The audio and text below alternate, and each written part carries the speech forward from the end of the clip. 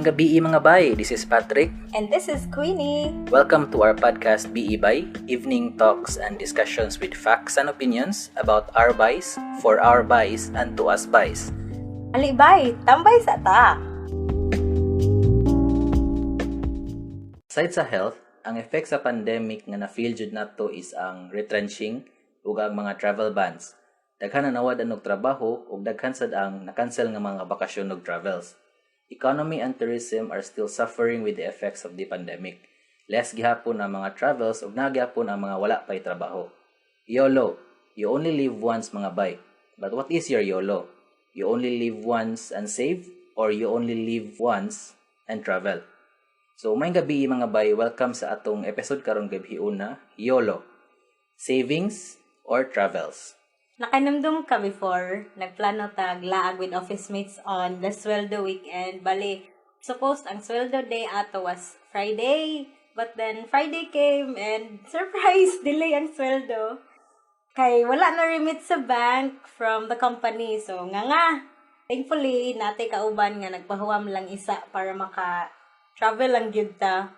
And then when we went back to work on Monday, mayo gani kay nahatag ra po day ng sweldo, so nakabayad ra po dayon. For me, it was indeed surprising. And so kada to nakat-on jud kog lesson nga dapat sure imong money before ka mo-push og laag, like tiguman gid siya dapat. Yeah, and also I could recall sa kana nga situation nato before kay we were expecting masud gid siya by Friday. Bitaw. So nagsalig ta nga kato nga pay nato ma-allocate ang portion ato for that travel. Bitaw. Kay dili mas ato siya dako kay nga travel like.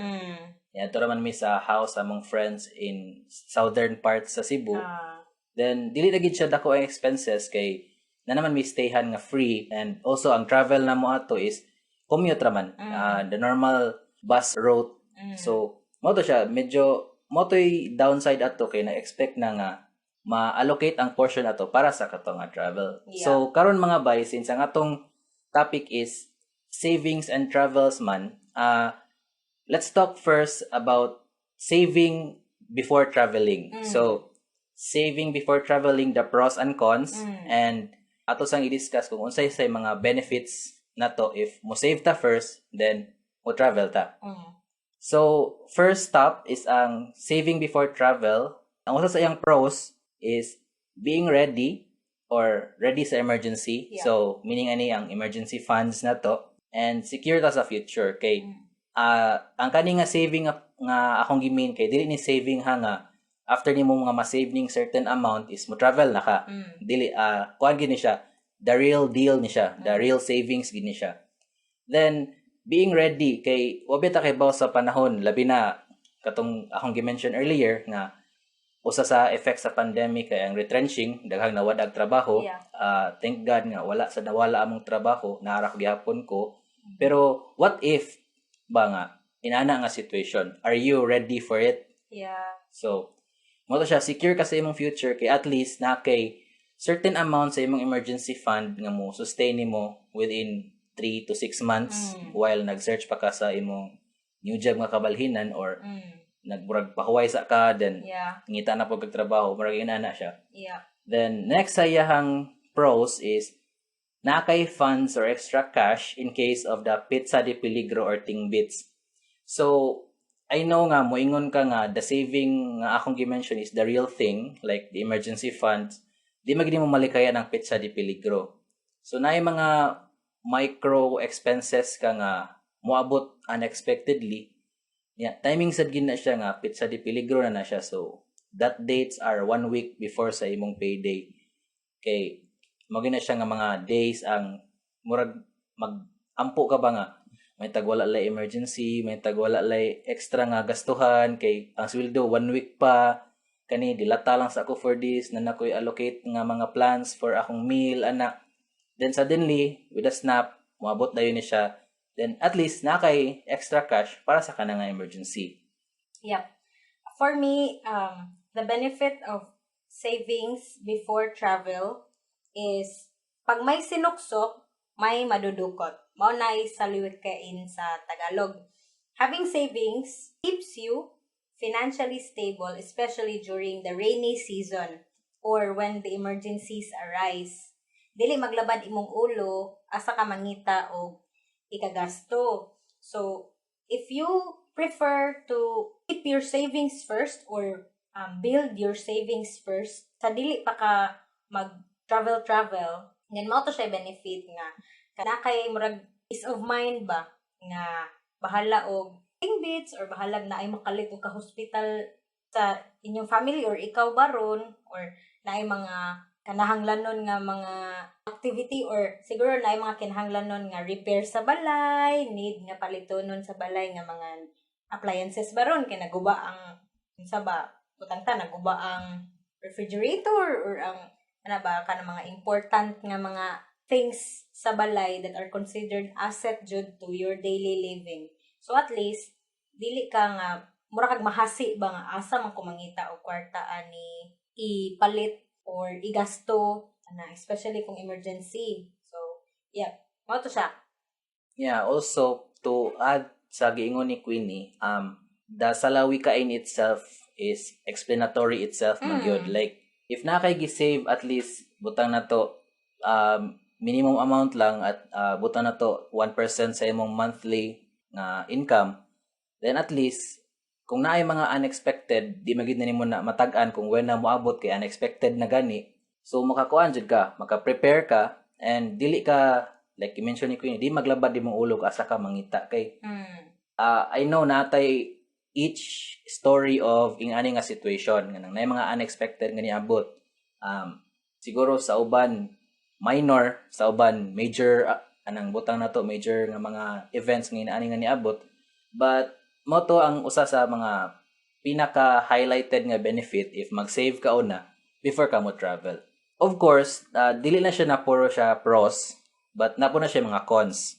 So, first sa iyang cons is less laag. Dapat mo balibad ka if wala jud kay kwarta. Working in a industry, certain industry is naagid na ang kanang stress. Di magid na mawa ang stress sa trabaho, stress with the number of tasks nga imong gihuman, stress with dealing with your bosses, stress with dealing with your colleagues. Then naagid na time nga imong friend or group of friend mo decide nga na magkuanta mag-distress ta like ligo tag dagat ana. So sa kana nga situation, i-check sa imong budget if naa ba gyud kay budget for it. Then if wala jud, balibad lang sa. Then you can also distress yourself by doing some things nga makapa-distress pud nimo. Like dili na ka kanang murag unsa sleep, cooking baron, read book ba or let's say unsa pa imong mga activities like sa katong gikuha na mo sa mong previous episode, mo to siya. And next is tipid-tipid, less kaon sa gawas. I know mo ingon mo nga ay kapoy na lagi sa trabaho kanang gikan pa ko kanang akong brain cells is na consume gid sa akong trabaho then wala ko yung time to plan na meal para nako or sa akong family so palit na lang ko sa gawas. Kana siya mga bay is dako jud kay magasto ana. Kay una, mubayad man ka sa convenience aside pa na sa imong gibayad sa meal itself. And also if nag-save ka, dapat magtipid-tipid sa ka. Less mo to akong gi-mention is less kaon sa gawas kay na mga times nga digid malikayan nga mukaon jud ka sa gawas. Pero if naalang gyud chances nga dili ka makakaon sa gawas, ayaw na lang. Like if maglibog ka unsa imong i-prepare nga meal for the dinner sa imong family kay mag-create kag planner. Kung dapat Monday kani, Tuesday dinner kani, Wednesday and so on. So planning also is one key para maka-assist nimo kaning magtipid-tipid ka. And less gasto sa mga butang. I know some of us kay mabiktima or mabudol mo ni bagong term karon sa kanang mga 5-5, mga 6-6, mga 7-7 sale. Mabudol gina sila. So less gasto ana mga bay. If dili gid ninyo need ang item, ayaw na lang gid ninyo i-add it to cart or ana kay para wala sad iwas gasto pod. Di man nyo ma-feel dayon good if dili pa maabot ang item. Nag-abot naman sa item, especially if cash on delivery, ano niya ma-feel nga agay sakit man di ay. So ayaw mo pabudol ana nila. Ug also ayaw sad mo padalaan ng mga month end sale sa mga malls kay mabudol sa buwana nila. So akong matip ani or ma-advise is check inyong mga resources, i-check sa if need na ba siya i-replace or need ra i-repair or need na ba dyan mo palit og bago before mo adot sa cart sa kanang mga sale sa mall o sa mga online shops. Ang akong makita nga somehow disadvantage when you choose savings before traveling is kuan lang yun. Mag-agwanta lang sa gid ka sa pag-travel or agwanta lang sa ka nga di isa ka mo travel, especially if priorities gid nimo ang savings.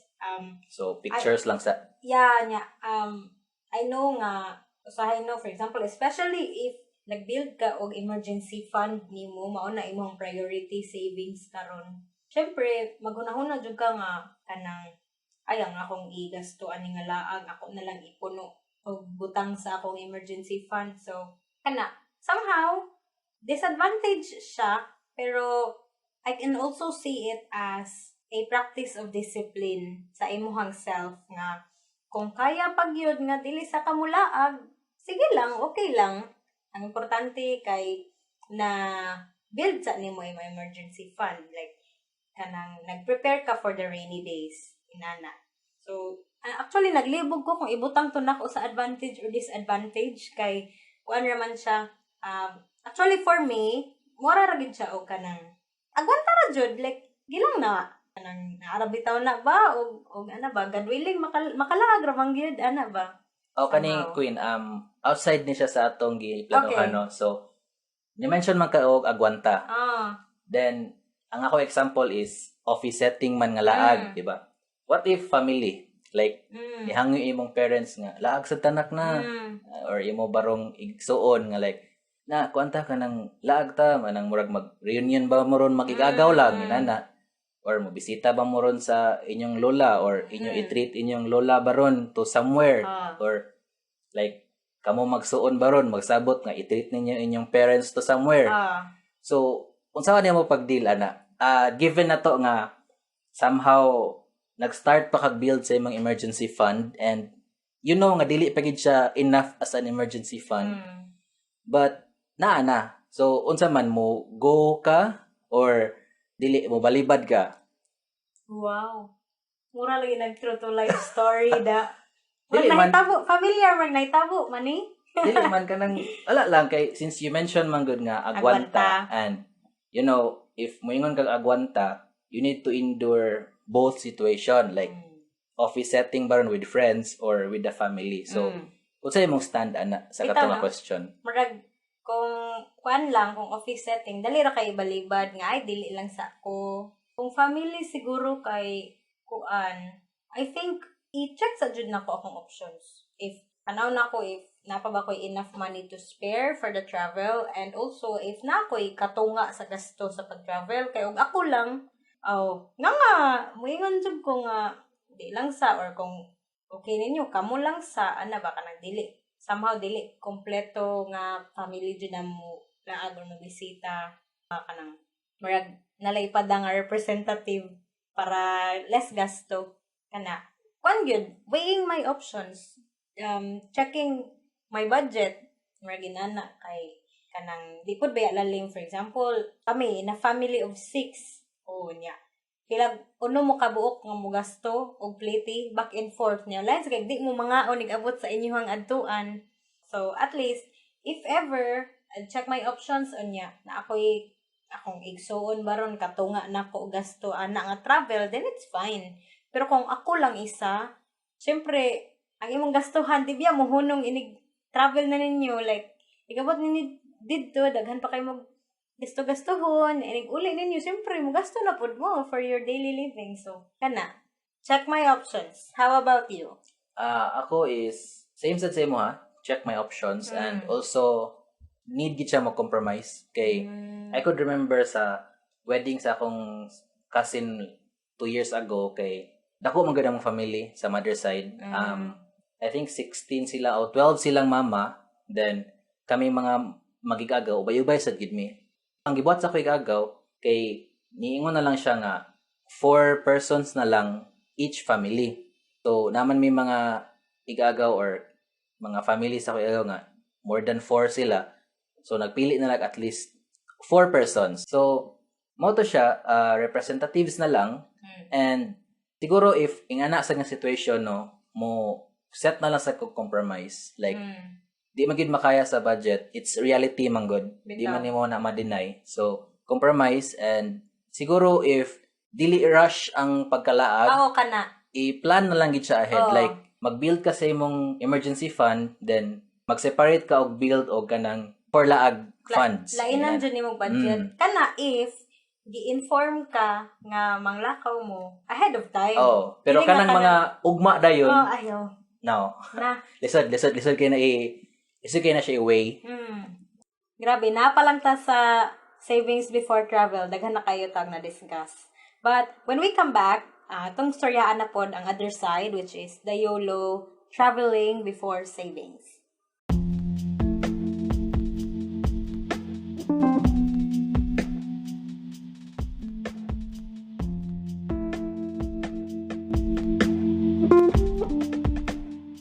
And we're back mga bay. So where we left, ni-mention si Queenie nga, ang ato na pong paghahisgutan karon is ang travel before saving nga YOLO. So nasa na siya pros and cons and nasa tayo i-add nga mga, let's say, conditions para sa kani nga atong hisgutan. So mag-start ta sa mga pros. So ang pros ani, usa sa iyang pros kay distressing siya, maka-unwind and while on vacation and travel ka. So, you are working in a certain industry nga nag-require yun og kanang work, nag-require yun imong brain cells nga ma-apply, nag-consume yun sa imong time, sa imong hours, sa imong lifespan, kay sa stress nga mahatag niya. So, distressing. So, magkasabot mo mga office mates, then, go to this place, then, ligo lang, then unwind, and storya sa mga trabaho, pahungaw sa tanan and everything. So, ma-distress gid mo totally. Then, connecting with friends and family. So, since nag-distress naman mo, makastorya-storya na pud mo about sa life sa uban. Labi na kung na new members sa inyong team baron or department nga mukuyog kay na stress pod, na consume pod diyang lifespan o brain cells. So, mailhan gid ninyo siya or mailhan sad mo niya. And also sa family is family time. So, mo na gid na siya. Spending time with your family, enjoying each other's company, know the happenings on your family members' lives. So, mo na siya usa sa benefits sa travel now and save later. Third is being away from the hustling and bustling city. So, usa man gid sa maka-stress gid sa working individual is ang work ug ang kabisi sa lugar sa city. So, mupo sa kakadiot, unwind, be back with nature, and be with friends, family. Usa na siya sa iyang pros o usa sa pinaka mulag highlight nga benefit ba nga ma-away ka sa place nga nag-stress pud sa imong life. And especially sa imong mental health, dako kay siya tabang sa imong mental health kay maka-unwind ka, maka-recharge ka, and ready na ka mobalik sa work, then na kay brain cells nga magamit for the next stress nga moabot sa imong life. For me, few benefits that I see or kanang ma-observe nako if kanang we travel now, is kanang we get to explore new places, food, culture, and new experiences. We also find enjoyment. Malingaw ta kay kuyog nato ato mga friends or families iniglaag nato. We build memories with them, and also especially butang ta if you are a solo traveler, you build new memories sa imong self nga kanang I've been here, pindot dire, kada ko experience dito, ana. And travel also gives you a break from the usual daily activities. So kana mo na siya ako ang makita ng benefits of traveling now. So sa atong gipang mention Queen, we can summarize nga ang benefit gid sa travel is your mental health. Refreshment. Pod sa imong body, sa imong mind. Yeah. Kay working baya tatanan. Na-consume atong brain cells o lifespan. So dapat ato sa na siyang i-replenish. Kay dili tungod YOLO lang ta mo trabaho lang po tagtaman. Yeah. Dili po tungod nga YOLO po ta mo travel po tagtaman. Dapat natay striking balance ani nila, which is natay certain level nga when ta ma stress mo travel na ta.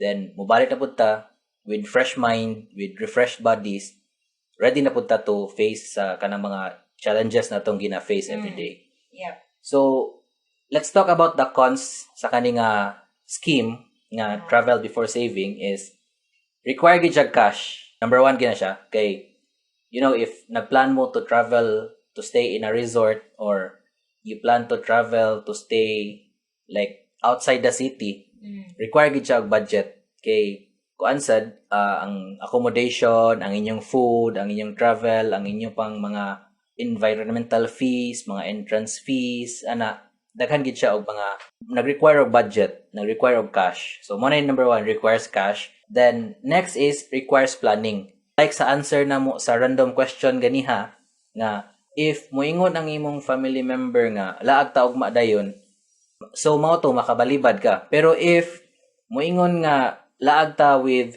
next month with span of kaninga puta na to kaninga mga days so makakuan pa ka, maka-save up, maka-prepare pa ka, and ma-ready pa nimo ang imong self to any mga challenges sa imong daily routine. And also, if magplan ka ani or mag-require man gini siya og planning, if magplan ka kay dapat i-consider nimo ang number nga mokuyog, ang inyong lugar o pilay budget sa tanan kay para dili pud kay siya sakit ba. Like ang imong tang point is mag-distress ka pero mas stress na noon ka tungod sa gasto.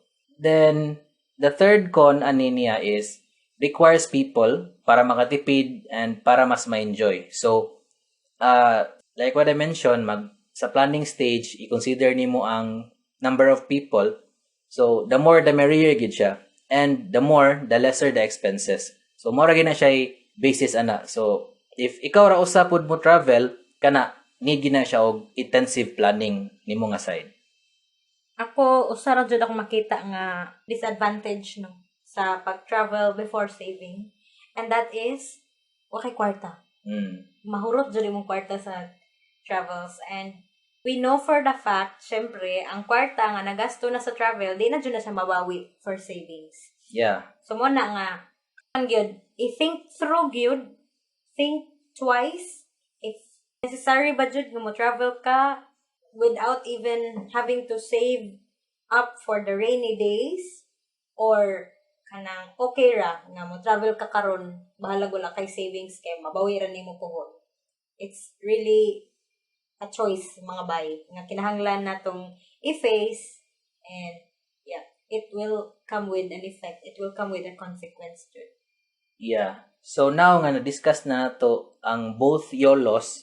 So mo discuss naman ta magstorya naman pud ta sa conditions when ka makasay nga pwede na ka mo travel o when ka mo say nga save sa kauna. So first is pwede na ka mo travel if one, you have enough savings, like akong gi-mention ang imong emergency fund is ready na o kanang ang imong say travel fund baron naka-prepare na. Then next is when after the travel you will be not broke. So inighuman ni mag-travel, makaingon ka nga, na ako'y kwarta, enough for before sa payout or payday. So, napakoy enough cash to sustain my daily necessities. Kung mag-save ka or plan ka mag-save, dapat iput nimo sa imong mind is for your future and for your security. Murag na siya nga mga reason nila diha. So, tips or balance para, let's say, mabalance na to ang imong pag-save o pag-travel. So, one is no to impulse travels, like sa mong mention, dapat require siya planning. Then, next is look for promos. So, daghan man mga piso fare, and example na to sa Ocean Park, labas salay promo nga discounted ticket, or if mo travel ka layo kanang ang accommodation na by discounted nga option or free meal baron for kani nga mga dates or kani nga mga weeks. So, look for promos lang yun. Available na sila online and available sila sa ilang mga, or mo-post po na sila sa ilang mga social media ng mga pages. And the more the merrier. If solo traveler yun ka, consider day tour or stay on affordable accommodation. So, na magiuban nga kanang soloista, kanang magmuni-muni sa... So, consider mo day tours. Kay, if mag-travel ka, then ikaw ra mag-stay to somewhere medyo, para nako medyo creepy man, like, stay ka accommodation nga ikaw ra usang, then, kanang, na siya the silence or the solitude, pero, ikaw ra po usa magbayad. So, if mo stay jud ka accommodation, look for cheaper deals na lang, and look for, let's say, good deals na lang pod with sa kana. And if solo traveler ka, dine with affordable diners or eat where the locals go. So, if mo dayo jud ka og laing lugar na ato ka mo travel, kay mo na siya pinaka best kung asa ka mo kaon. Like, di ka mo gasto og kanang dako nga like sa food kay ikaw ra man usa. So, ato ka kung asa ang mga locals, kay the locals know asa magid ang lami good diha sa area. And asa sa dang mas barato. Yeah. So, check travel fitting your budget in or out of the island. So, kani siya if makaya ba sa imong budget nga within the Cebu Island ra ba ka or maka-travel ka to another island of the country. So, if mo na siya if soloista ka, pero if group of friends mo, i-consider gyapon ni siya kay makaibaw sa mga expenses. So, mo ni siya when going back to reality, make sure you are still alive. So, dapat inigbalik nimo after nimo sa imong travel, napakay enough cash to sustain you for a week or before sa payout or sa payday. So we also have saving tips. In the case nga you want to find balance, as mentioned earlier nga di man jud na malikayan na adjay event or situation in our lives nga dili makalahutay-lahutay og save or the emergency fund or your future savings, whatever you're saving on. And also, somehow we also need travel in our lives man po. Yeah. Especially, katong gingon, working people. All work and no play makes Johnny a dull boy.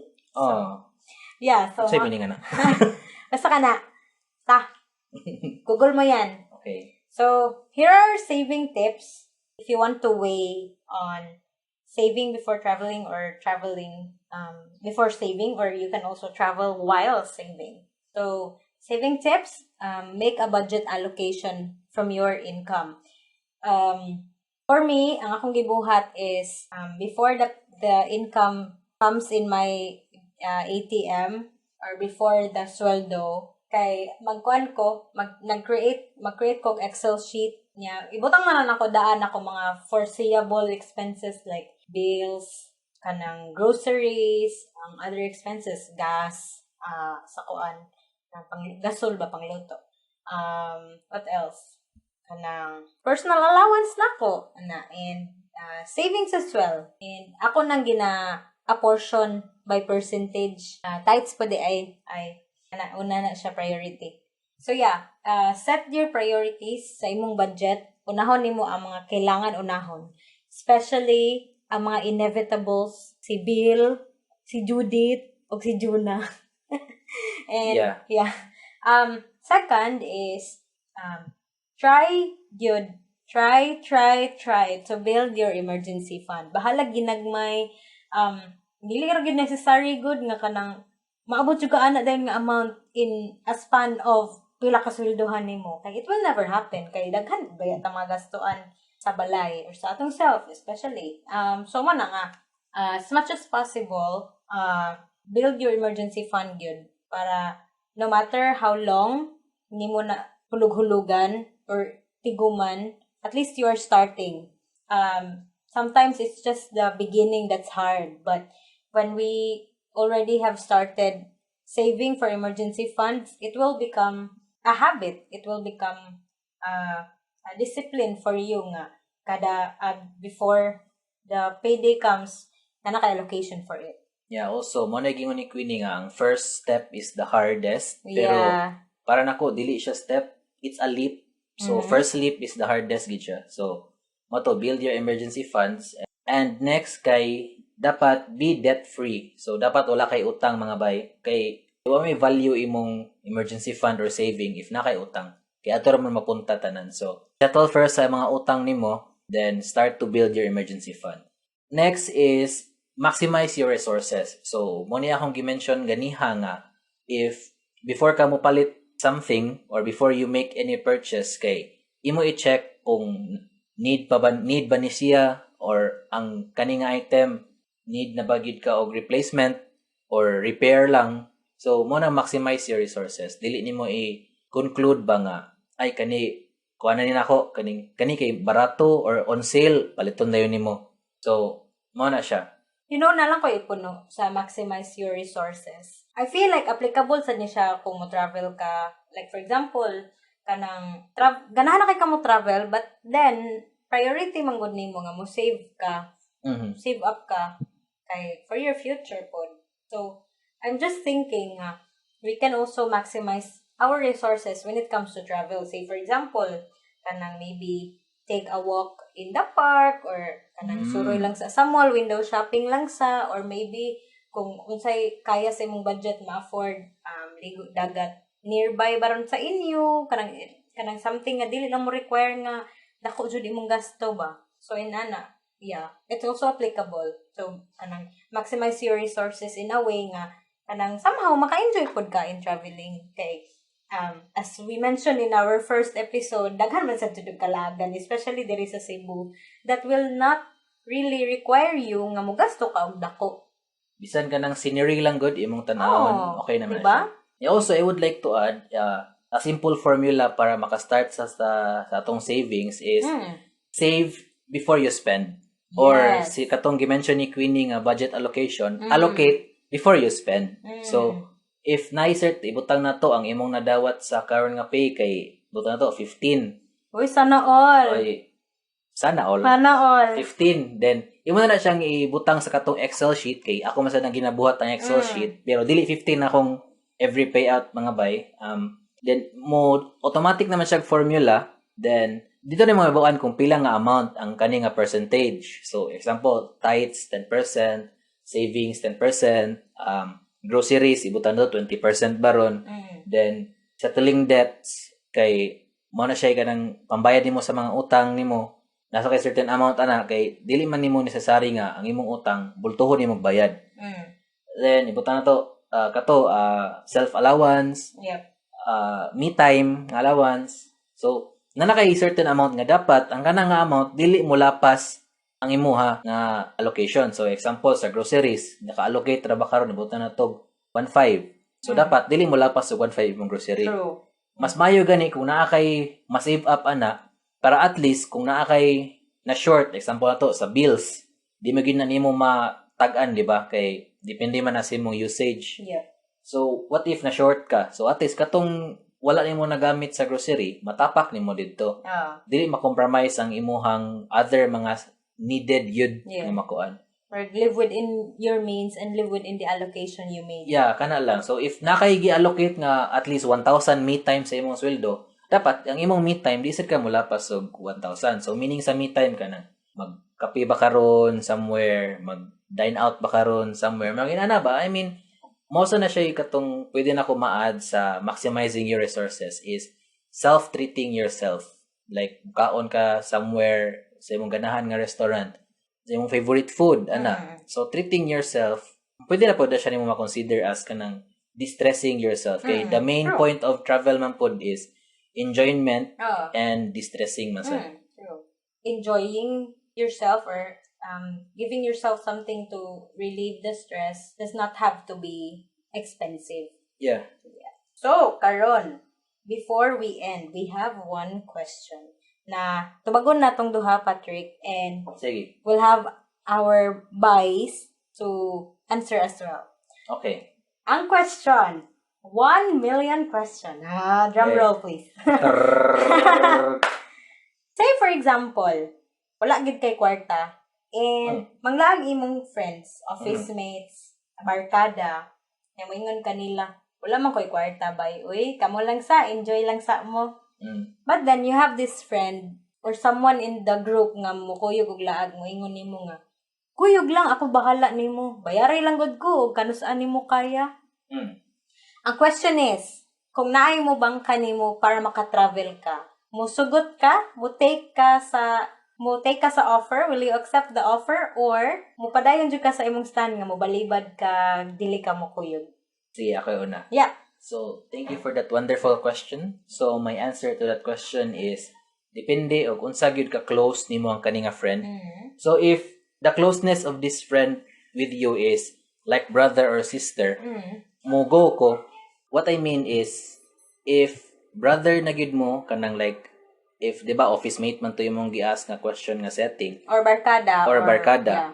If office mate man good, if kana siya nga person is friend lang gid nimo or close friend nimo within the circle of the office mates, inig outside sa circle, unsa man, are you still friends? Are you still that close nga friend? So, if brother naman good ang treatment or brother or sister, bisan wala na mo sa circle of friends, kay mo gyud po yung treat nimo. So, what I mean by that is, dapat ang imong ka-close ani nga friend is like brother and sister na mo. Like, dili lang sa circle of friends, sa barkada, dili lang sa office, but outside na. Like, kanang igsuon na gid mo ba inyong treatment to each other ba nga? Kung unsay problema niya, ma-share niya nimo. Kung unsay problema nimo, ma-share pud nimo niya. Niya. Murag yan na ba nga murag part na bitaw mo sa life sa usag-usa. Kana mo go ko ana. Pero if kanang friend lang nimo nga within the circle of friends or within the circle with your colleagues or sa imong barkada, magduha-duha ko kay wala kahibaw outside sa circle good. Wala ka kahibaw sa kaning nga person outside sa inyong circle of friends or group, di ba? So mo na, ikaw Queen, unsa may imong stand with that? Akong i-think through, akong timbang-timbangon nako ba kung, for example, ang kaniba nga amount nga yung ipahulam nako, is it friend, is something that mabayaran ra pud nako in the near future nga kanang dili nako dugay-dugay, dili nako maabtan bitaw og pila-pila ka tuig or pila-pila ka buwan usa pa mabayaran. I'm thinking manggod nga kanang siguro nagpahulam lang ni siya nako kay kanang tungod ganahan siya nga mukuyog ko, and dako yang pagsalig sad nga mobayad ra pud ko niya in due time or whenever I have my income na or whenever na nakoy kwarta nga ikabayad niya. So mo na nga as much as possible dili ko ganahan na i-break na nga trust. So I'd rather nga akong tan-awon ang budget sa among laag. If example mo lapas na siya og 4 digits, naabot na jud og 4 digits, so murag duha-duha na jud ko ana nga ma-afford pa ba kanina ko og bayad sa akong maabot nga income or dili. So kana I'd rather nga mobalibad ko kaysa magkautang-utang ko. But if it's something nga butang-tang na ma-afford ra gyud. For example, if kanang laag within the city lang or within the Cebu Island lang, and most of the time, especially if kanang weekend lang ala, di naman siguro na maabtan gyud og dako. So, yeah. Kana akong i-consider. Siguro i-consider sad nako ang imuhang giingon ganina if unsay level of friendship nimo ani nga person or relationship or closeness inana. More inana okay. Kanang dili man sa ingon ha nga butangan nimo og malisya ang tanang butang, but kanang wa magud ka kahibalo if nagpahulam ni siya nimo karon out of goodwill unya. What if maabot ang panahon nga inigting bayad nimo kay naglisod jud ka og bayad-bayad sa iya ha, and what if dili siya maka-understand na dayon ana? What if dili na niya ma-consider?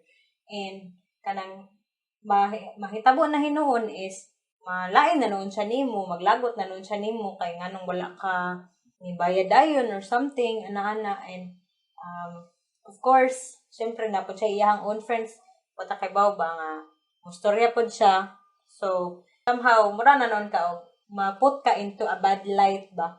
Imong reputation will be put into a bad light sa ubang tao when it comes to kana. So yeah, it's better to kanang say no na lang if ang ipahom nga kwarta or ang scope sa lag is somewhere nga di nimo is some amount nga dili nimo ma-afford og bayad in the near future, rather than mugo ka sa travel now pay later and wala gid nimo na foresee ba nga enough ba imong means to pay for it. Ug kamo mga bay, unsa man ang inyong decision? Unsa inyong mga tubag sa dato? Magpadayon mong pabangkaan ni nga friend or mubalibad na lang gid mo all the way? For this episode, makaingon ko daghan kayo taog na storyahan karon Patrick, and so many valuable information ang na-share nato tonight, and I hope nga it is helpful sa ato mga bay. If you have any other comments, suggestions, and also answer ninyo sa among question tonight, let us know. Send us your DM on Instagram or your voice message on Anchor with our links provided in our bio. Thank you so much! Good night!